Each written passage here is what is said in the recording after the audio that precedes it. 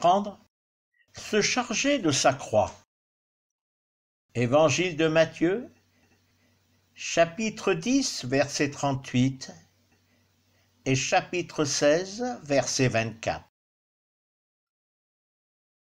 Il est difficile d'aborder le sujet de la croix dans la parole, la Bible. La croix, à l'époque romaine, était synonyme de la mort physique dans ce monde. Et le condamné portait la croix, montrant ainsi quel était le jugement pour ses fautes. Mais, à l'écoute d'une prédication, voilà ce qu'un pasteur disait. Plus vous portez la croix, plus vous êtes heureux. C'est une réalité. Lisons dans l'Évangile de Matthieu, chapitre 10, le verset 38. Et qui ne prend pas sa croix et ne me suit pas, ne vaut pas pour moi. Lorsque Yeshua prononce ces mots, il ne parle pas de sa mort à venir, bien que plutôt il y ait fait allusion. Évangile de Jean, chapitre 2, verset 19.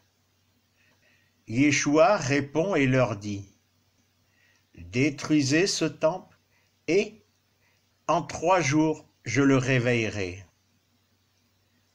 Aussitôt après cette déclaration, nous trouvons l'entretien avec Nicodème et la naissance d'en haut. Voyons dans l'Évangile de Matthieu, chapitre 16, le verset 24.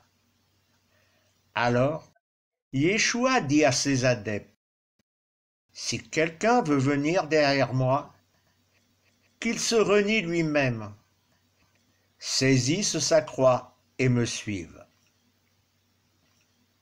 Yeshua vient de leur annoncer que bientôt il allait mourir. Et nous voyons la réaction de Pierre et la réponse de Yeshua. Évangile de Matthieu, chapitre 16, verset 23. « Pars loin de moi, Satan. Tu mets un trébuchement. Oui, tu penses non pas comme Elohim, mais comme les hommes. »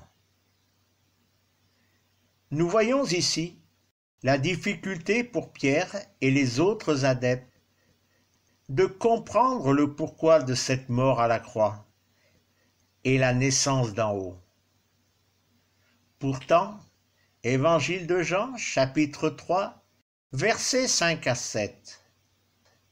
Yeshua répond, « Amen, Amen, je te dis, nul, s'il ne naît d'eau et de souffle, ne peut entrer au royaume d'Élohim. Ce qui naît de la chair est chair, ce qui naît du souffle est souffle. Ne t'étonne pas que je te dise, vous devez naître d'en haut. » Il était difficile pour ces hommes de comprendre que pour naître d'en haut, il fallait d'abord mourir. Et ces hommes pensaient à la mort de la chair, sur la croix qu'ils devaient porter pour suivre Yeshua. Yeshua n'est pas venu pour sauver l'homme charnel. Il est venu pour sauver l'homme spirituel, cet être vivant par le souffle d'Élohim. Genèse, chapitre 2, verset 7. Il insuffle en ses narines haleine de vie, et c'est le glébeux, un être vivant. Cette haleine, ce souffle, est le fleuve de vie coulant du cœur d'Élohim. Ce fleuve de vie va être coupé par la désobéissance.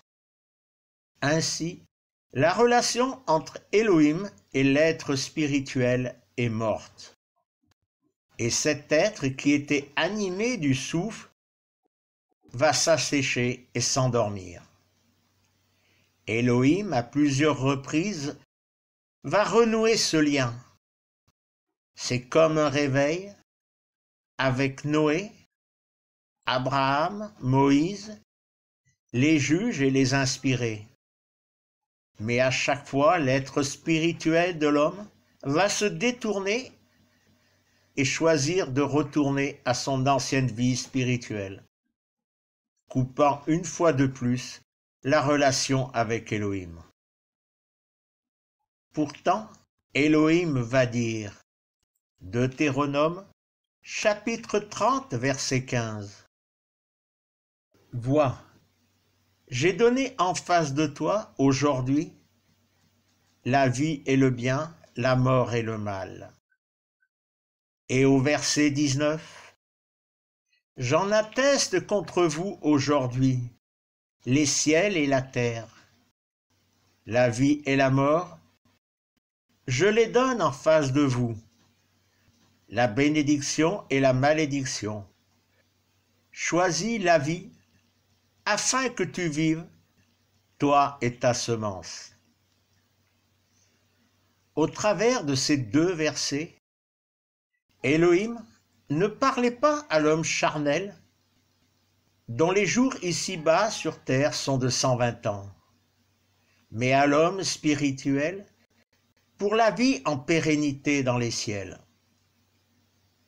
Elohim désirait que l'homme ait un espoir, malgré les lois qui étaient inscrites sur des tables de pierre. Aussi, à de nombreuses reprises, il va annoncer la venue d'un sauveur.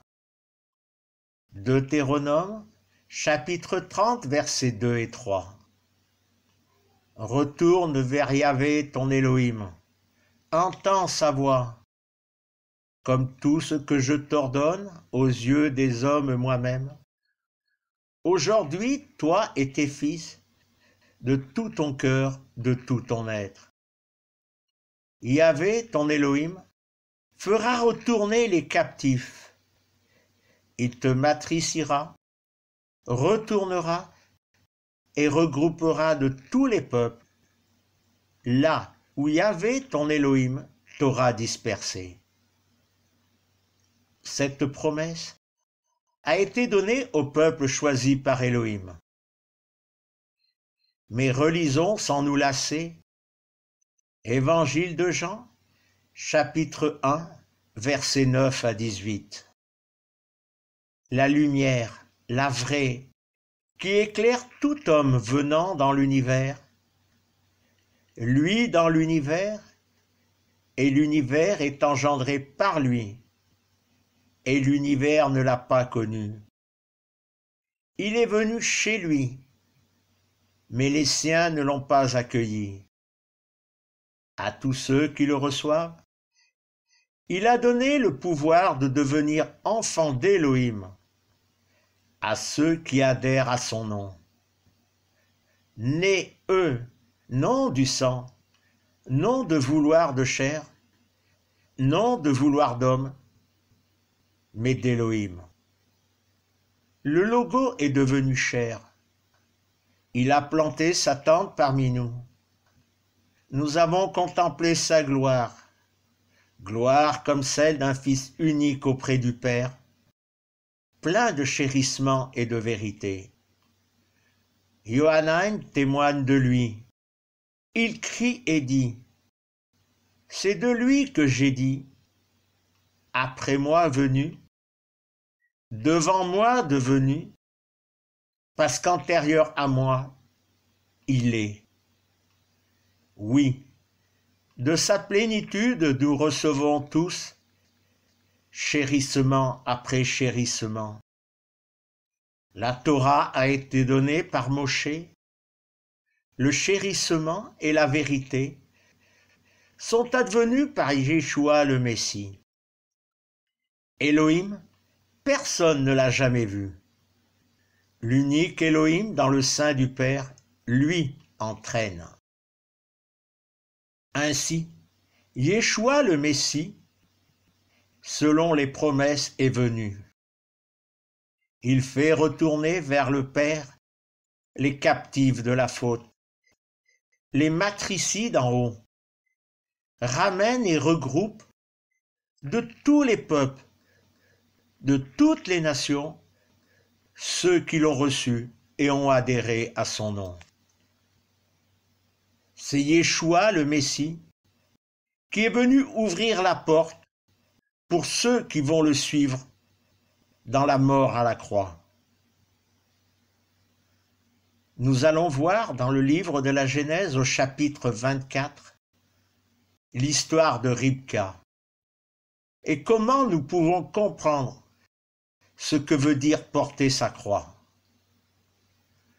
Nous n'allons pas relire ce chapitre en entier, mais regardons les personnages de cette histoire. Abraham. Elohim n'est-il pas un père qui désire une épouse pour son fils Yeshua? Le serviteur d'Abraham, l'ancien de sa maison, le gouverneur de tout ce qu'il a. N'est-ce pas là l'image du souffle sacré qui vient chercher ceux que le Père a choisis pour être l'épouse de son Fils bien-aimé, être notre compagnon de voyage, sur le chemin du retour, parler à nos cœurs, nous révéler ce Père et ce Fils qui préparent une place, dressent une tente. Laban et Bethuel, son frère, sa mère, de la famille de Nahor, le frère d'Abraham. Ne sommes-nous pas de la famille d'Élohim, sa création? Ribka, celle choisie par Élohim pour devenir l'épouse d'Isaac, fils d'Abraham, à l'image de nous qui l'avons reçu. À tous ceux qui le reçoivent, il a donné le pouvoir de devenir enfants d'Élohim à ceux qui adhèrent à son nom. Nés, eux, non du sang, non de vouloir de la chair, non de vouloir d'homme, mais d'Élohim. Maintenant que le contexte est là, qui porte une croix? Ribka portait, ou plutôt était soumise à une croix, qui la privait de liberté. Elle était comme esclave de cette croix, de cette soumission. Femme, elle était soumise à son père et aux hommes de sa famille. Pour nous, la croix est le symbole de notre état d'esclave, de notre soumission à la faute. Relisons une fois de plus ce que nous dit Yeshua. Évangile de Matthieu, chapitre 16, le verset 24. Alors Yeshua dit à ses adeptes, « Si quelqu'un veut venir derrière moi, qu'il se renie lui-même, saisisse sa croix et me suive. » Lisons dans la Genèse, chapitre 24, les versets 55 à 58. Son frère, sa mère disent, « L'adolescente habitera parmi nous des jours ou une dizaine, puis elle ira. » Il leur dit, « Ne me retardez pas. Yahvé Adonai a fait triompher ma route. Envoyez-moi, je vais vers mon Adon. » Ils disent, « Nous crierons vers l'adolescent, questionnons sa bouche. » Ils crient vers Ribka. Ils lui disent, « Iras-tu avec cet homme ?» Elle dit, « J'irai. » Que remarquons-nous? Que c'est le frère et la mère de Ribka qui vont lui poser la question. « Iras-tu avec cet homme ?» Et la réponse est immédiate. « J'irai. » À cet instant, La soumission, la croix qui la tenait esclave, venait de tomber, de disparaître comme mourir. Elle était libre et elle allait s'attacher, adhérer et ne formait plus qu'une seule et même chair avec Isaac. Cela va arriver lorsqu'elle va le rencontrer. La relation dans la soumission était morte et elle allait naître et vivre dans l'adhérence. Avait-elle oublié les enseignements reçus de sa famille? Non. Mais c'est d'Isaac, son Adon, qu'elle recevrait tout ce dont elle avait besoin. 3 hommes ont porté une croix. Lisons dans l'Évangile de Luc, chapitre 23, verset 26. Quand ils l'emmènent, ils saisissent un certain Shimon Cyrénaïos qui venait des champs. Ils lui imposent de porter la croix derrière Yeshua. Ainsi que les 2 brigands, toujours dans le chapitre 23, les versets 32 et 33. Ils conduisent aussi 2 autres, des malfaiteurs pour être exécutés avec lui. Et quand ils viennent au lieu appelé Crâne, ils le crucifient là, avec les malfaiteurs, un à droite, un à gauche. Ces brigands avaient porté le jugement de leur soumission à la faute sur leurs épaules. Et là, crucifiés, devant cette mort à venir de la chair, ils allaient faire face au jugement divin par leur choix. Deutéronome, chapitre 30, verset 15. Vois, j'ai donné en face de toi, aujourd'hui, la vie et le bien, la mort et le mal. Que voyons-nous? Toujours dans l'Évangile de Luc, chapitre 23, verset 39. Un des malfaiteurs pendus blasphème contre lui et dit : N'es-tu pas le Messie? Sauve-toi toi-même et nous aussi. L'un des 2 blasphème contre Yeshua.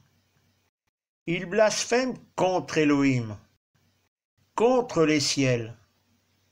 Il ne reconnaissait pas sa culpabilité, ses fautes. Il refusait ce jugement. N'a-t-il pas choisi le mal et la mort? Versets 40 et 41.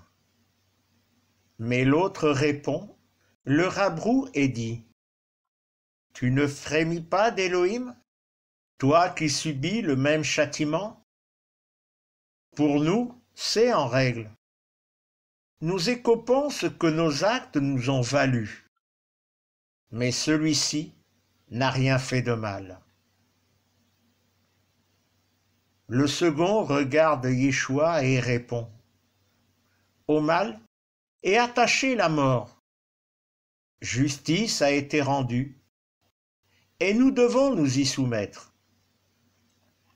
Et il continue : Lui, Yeshua, a fait le bien, et au bien est attachée la vie. Mais pour lui, l'injustice a été rendue dans ce monde. Yeshua, pour aller dans ton royaume, est une autre justice, et je veux m'y soumettre. Verset 42. Et il dit : Yeshua, souviens-toi de moi, quand tu viendras dans ton royaume. Et la réponse de Yeshua, verset 43. Et il lui dit : Amen, je te le dis, aujourd'hui, tu seras avec moi dans le paradis. Voyons le troisième homme, celui qui a porté la croix de Yeshua. Car Yeshua n'a pas porté la croix, il ne le pouvait pas. La croix est l'image du jugement, de la soumission à la faute. Porter la croix, c'est accepter le jugement de cette soumission, des fautes, des lois d'Élohim que nous avons dédaignées, méprisées. Mais Yeshua a accompli parfaitement les lois, les commandements. Aucune faute n'a été trouvée en lui. Jamais il n'a été soumis à la faute. Il ne pouvait donc pas porter cette croix. Mais l'homme, Shimon Cyrénaïos, a porté pour chaque homme à venir cette croix, sur laquelle allait couler le sang de Yeshua le Messie. Cette croix est notre croix. Cette croix est notre croix sur laquelle Yeshua est crucifié. Cette croix est notre croix, sur laquelle le sang de l'agneau divin a coulé. Cette croix est notre croix, où le jugement est accompli. Cette croix est notre croix, où nous disons « Yeshua, mon être désire te suivre ». Cette croix est notre croix, où nous entendons ces paroles de vie. Amen. Je te dis, aujourd'hui tu seras avec moi dans le paradis. Ainsi, avec le Messie, j'ai été crucifié, et je ne vis plus moi-même, mais le Messie vit en moi. Il reste à lire quelques versets. Épître aux Galates, chapitre 2, versets 18 à 20. Oui, si je reconstruis ce que j'ai détruit, je me constitue en transgresseur. Oui, par la Torah je suis mort à la Torah, afin de pouvoir vivre pour Élohim. Avec le Messie, j'ai été crucifié, et je ne vis plus moi-même, mais le Messie vit en moi. Ce que je vis maintenant dans la chair, je le vis en adhérence à Ben Elohim, lui qui m'a aimé et s'est donné lui-même pour moi. Et Ribka, libérée de cet esclavage, de cette soumission à sa famille, et ayant adhéré à Isaac, n'a pas regardé en arrière, n'est pas retournée sous la soumission des hommes de sa famille. Voyez-vous, lorsque le souffle sacré nous appelle à suivre Yeshua, en portant notre croix, notre soumission à la faute, cela peut sembler être une folie pour le monde. Suivre quelqu'un que l'on ne voit pas, comme le fit Abraham et comme le fit Ribka. Mais les promesses sont là. Avoir le souffle sacré comme compagnon de voyage, sous le même joug, quelle paix! Et puis, qu'importe le monde, car c'est devant le royaume des ciels que chacun de nous proclame. Oui, Yeshua, mon être désire te suivre. Oui, mon être ne désire plus être cet esclave soumis à la faute. Oui, mon être fauteur désire avec Yeshua mourir sur cette croix. Oui, mon être désire d'Élohim, mon Père céleste, le pardon et que la relation de vie soit rétablie.